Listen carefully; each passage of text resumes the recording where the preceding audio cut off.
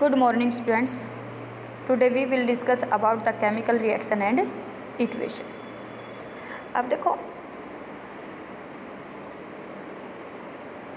सबसे पहले हमारे पास क्या है कि केमिकल रिएक्शन होती क्या। जब भी कोई रिएक्टेंट मीन्स कोई भी सब्सटेंस जो ओरिजिनल हमारे पास है वो अपनी सारी की सारी प्रॉपर्टीज़ को लॉस कर देता है और किसके अंदर कन्वर्ट हो जाता है, एक नए प्रोडक्ट के अंदर।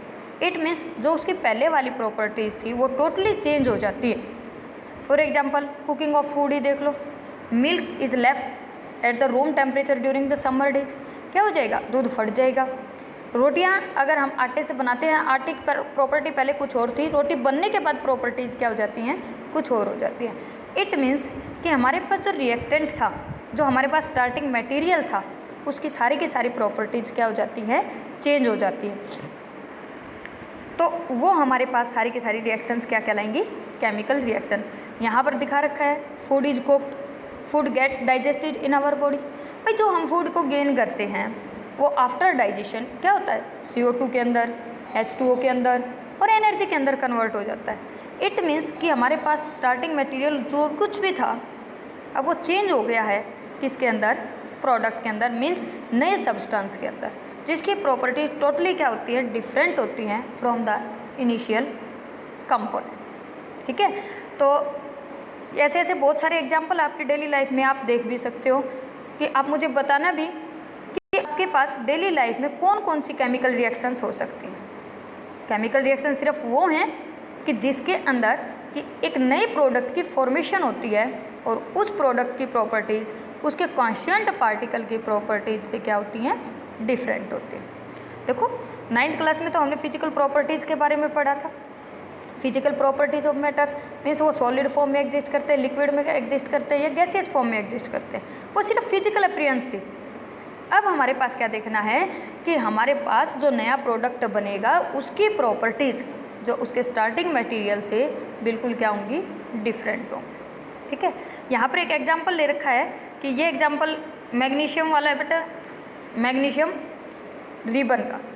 क्या कर रखा है कि यहाँ पर एक बर्नर की हेल्प से मैग्नीशियम रिबन को जलाया जाता है। तो ये दिख रहा होगा आपको मैग्नीशियम रिबन। अब उसको जब जलाया जाता है तो अब कोई भी चीज़ बर्न करेगी तो in the presence of oxygen करेगी। तो जैसे ये रिबन को जलाया जाता है उससे पहले इसको बिल्कुल अच्छे से क्लीन कर लिया जाता है। इफ़ इन एनी केस कि आप इसको क्लीन नहीं करोगे तो क्या होगा कि इसके अंदर इम्प्योरिटीज़ प्रेजेंट होगी और वो इम्प्योरिटीज़ भी किसके अंदर आ जाएंगी, प्रोडक्ट के अंदर। और जो प्रोडक्ट हमें चाहिए था वो प्रोडक्ट हम क्या नहीं कर पाएंगे, वो प्रोडक्ट हम गेन नहीं कर पाएंगे। इस वजह से इसको क्या कर दिया जाता है, किसी भी मेटल को, किसी भी सब्सटेंस को पहले क्या किया जाता है, बिल्कुल अच्छे से क्लीन कर लिया जाता है ताकि कोई इम्प्योरिटी आने की पॉसिबिलिटी ना। तो यहाँ पर इस मैग्नीशियम रिबन को एक टंग के साथ पकड़ा जाता है बेटा, फिर उसके बाद क्या किया जाता है, हीट किया जाता है।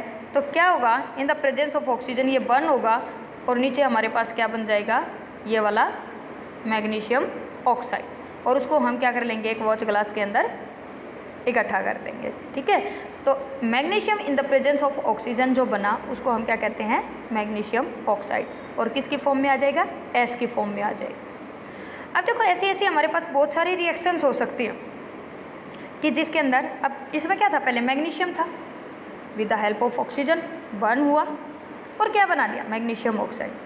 तो यहाँ पर जो मैग्नीशियम की प्रॉपर्टीज़ थी वो एक मेटल की तरह से बिहेव कर रहा है। अब ये क्या बन गया, मेटल ऑक्साइड बन गया। इट मीन्स कि इसकी प्रॉपर्टीज़ टोटली क्या होगी बेटा, चेंज हो गई हैं। तो नया प्रोडक्ट जो भी बनेगा उसकी प्रॉपर्टीज़ डिफरेंट होंगी, किससे, उसके कॉन्स्टिट्यूएंट पार्टिकल से। तब वो रिएक्शन हमारे पास कैसी कहलाएगी, केमिकल रिएक्शन। अब हम क्या करेंगे, इस पूरे चैप्टर के अंदर ऐसी ऐसी बहुत सारी केमिकल रिएक्शन पढ़ेंगे। कोई in the presence of sunlight होगी, कोई डार्क के अंदर होगी, कोई हीटिंग के थ्रू होगी, कोई इलेक्ट्रिसिटी के थ्रू होगी। तो डेली लाइफ में जितने भी एग्जाम्पल हैं केमिकल रिएक्शंस के उनको स्टडी करेंगे, लेकिन उनको रिप्रेजेंट कैसे करेंगे कि जैसे हमने तो एलिमेंट्स को डिनोट कर दिया था उनके सिंबल से, कार्बन को C से, मैग्नीशियम को Mg से। तो इस तरह से इन केमिकल रिएक्शंस को हम सिंबल के फॉर्म में डिनोट करेंगे और फिर उनको बैलेंस करेंगे। तो अगर उसको बैलेंसिंग करेंगे तो वो वाली चीज़ें हमारे पास क्या कहलाएंगे बेटा, इक्वेशन, यानी कि केमिकल इक्वेशन, कि जो जो केमिकल हमने यूज किए उनको एक नोटेशन की फॉर्म में डिनोट करना और फिर क्या करना, बैलेंस करना, तो वो हमारे पास क्या कहलाएगी, बैलेंस केमिकल इक्वेशन। सिंपल लिखोगे सिंबल को रिएक्टेंट के प्रोडक्ट के, तो वो हमारे पास सिर्फ क्या कहलाएगा, केमिकल इक्वेशन। अगर उसको क्या कर दोगे, बैलेंस कर दोगे, तो हमारे पास क्या कहलाएगा, बैलेंस केमिकल इक्वेशन। तो इस पूरे कंप्लीट चैप्टर के अंदर हमें पढ़ना ही क्या है, केमिकल रिएक्शन एंड इक्वेशन। ठीक है, आज यहाँ तक करना बेटा, कल हम नेक्स्ट स्टार्ट करेंगे।